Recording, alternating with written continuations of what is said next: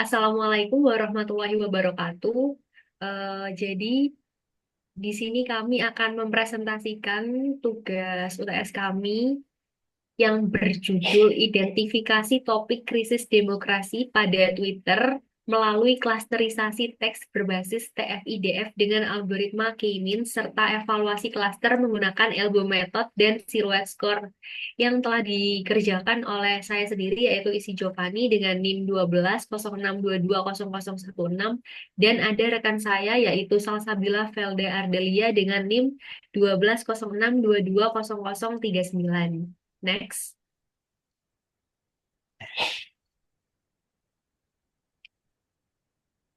Jadi untuk latar belakang, media sosial ini, khususnya Twitter, itu telah menjadi ruang utama untuk diskusi publik di era digital ini, terutama dalam isu sosial, politik, dan demokrasi.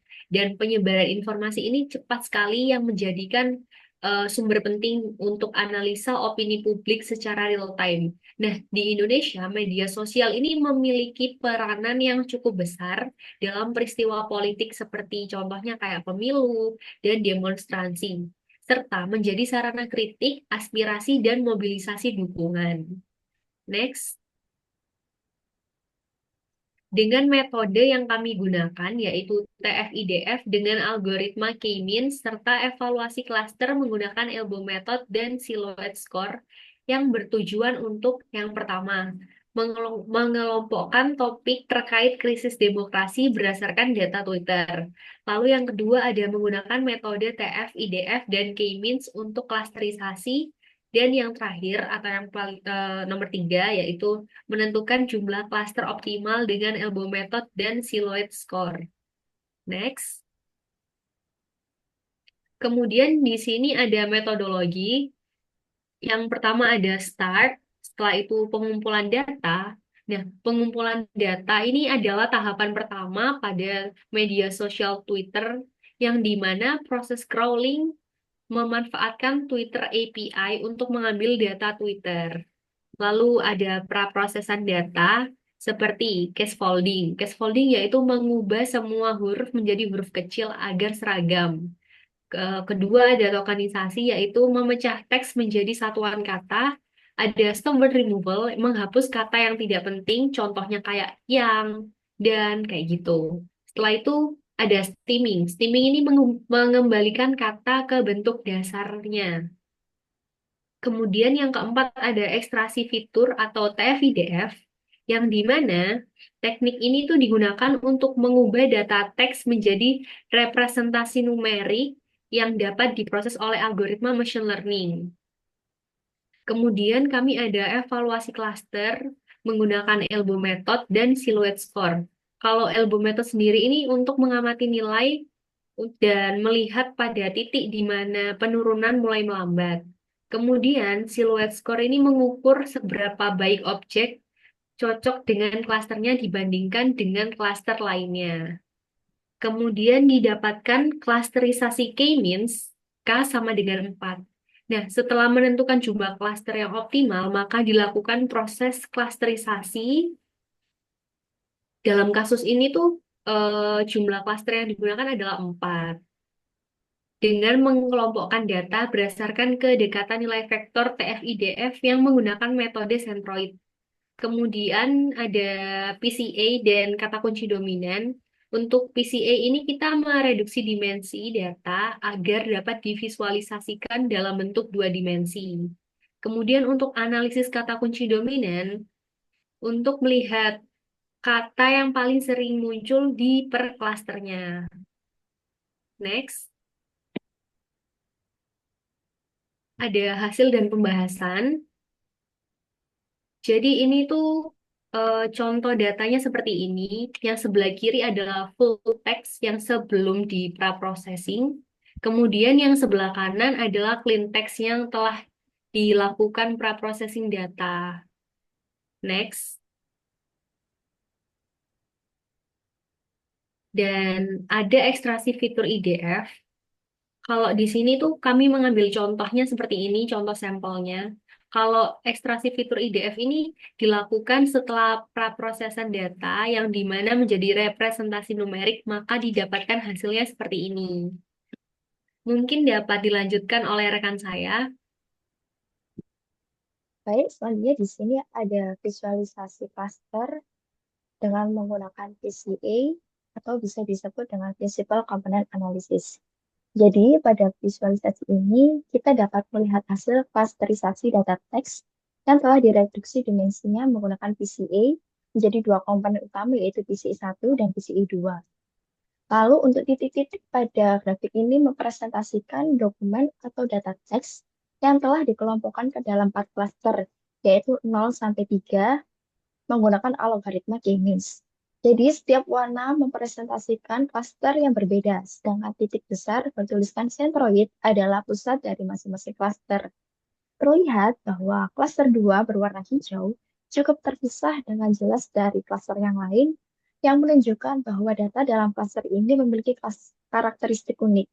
Lalu untuk klaster 0 dan 3 cenderung berdekatan dan saling tumpang tindih yang menandakan bahwa mungkin ada kemiripan fitur antar dokumen dalam kedua klaster tersebut. Lalu untuk klaster 1 yang berwarna orange hanya terdiri dari sedikit data dan cukup jauh dari pusat. Selanjutnya ada evaluasi jumlah klaster optimal.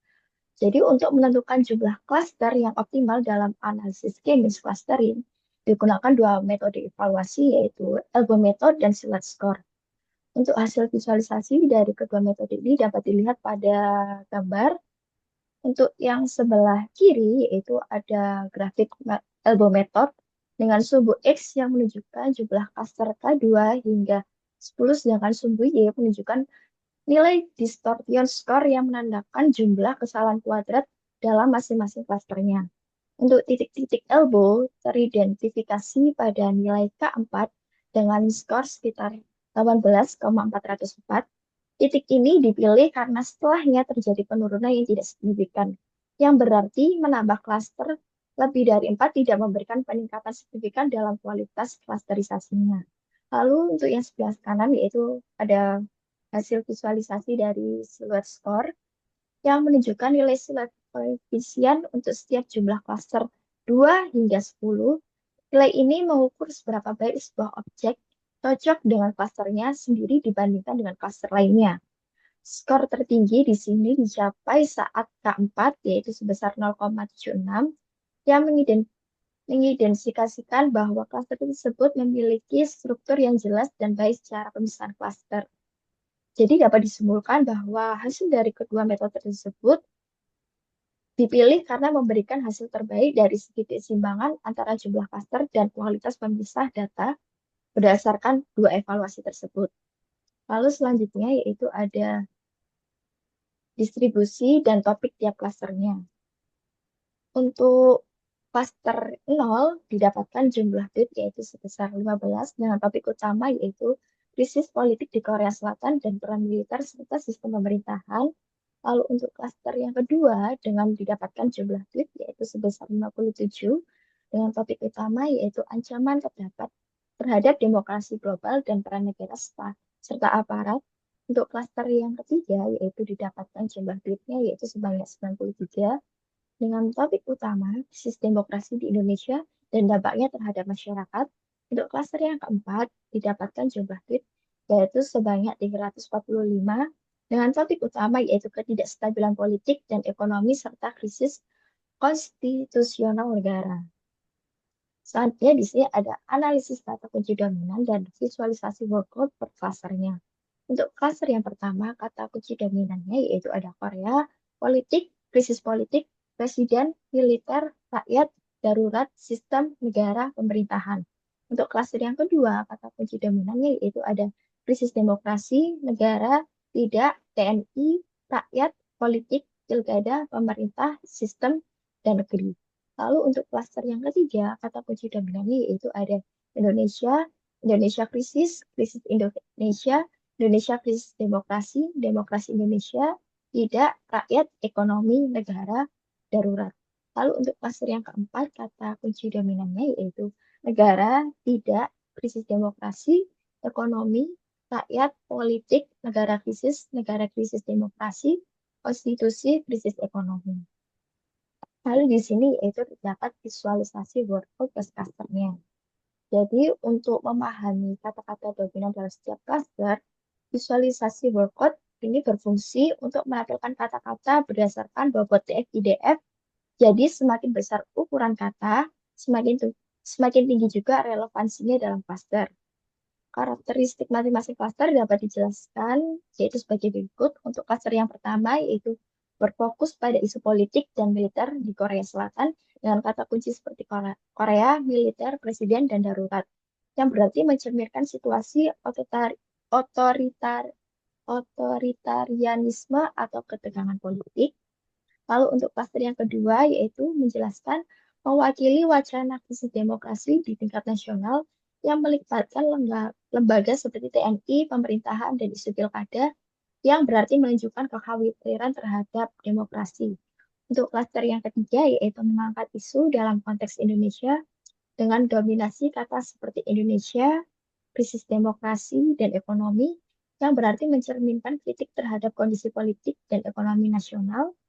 Untuk yang klaster keempat, memuat isu konseptual seperti konstitusi dan krisis ekonomi, serta menyoroti masalah tata kelola negara dan instabilitas politik secara umum. Jadi dengan demikian, analisis TF-IDF dan workload berhasil mengelompokkan dan memvisualisasikan pola wacana publik mengenai krisis demokrasi di media sosial.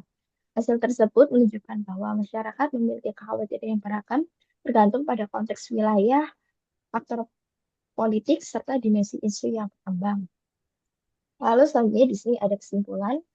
Kesimpulan dari kelompok kami yaitu penelitian ini berhasil mengidentifikasi topik-topik utama terkait krisis demokrasi dari 500 tweet berbahasa Indonesia menggunakan metode TF-IDF dan algoritma K-means, serta evaluasi dengan Ebo Method yang menunjukkan bahwa jumlah answer optimal adalah keempat dengan nilai Silhouette score sebesar 0,76 yang menunjukkan kualitas klasterisasi yang baik. Jadi analisis lebih lanjut mengungkapkan 4 topik dominan yaitu isu demokrasi di Indonesia, ketidakstabilan politik dan ekonomi, krisis institusional, serta dinamika politik internasional. Lalu selanjutnya itu ada visualisasi menggunakan TCE memperlihatkan pemisahan klaster yang jelas tanpa tumpang tindih signifikan. Hal ini menunjukkan bahwa pendekatan klasterisasi teks efektif dalam mengungkap pola diskusi publik di Twitter mengenai krisis demokrasi dan dapat menjadi referensi bagi pengambil kebijakan. Oke, mungkin cukup sekian presentasi dari kami. Mohon maaf apabila ada salah-salah kata. Wassalamualaikum warahmatullahi wabarakatuh.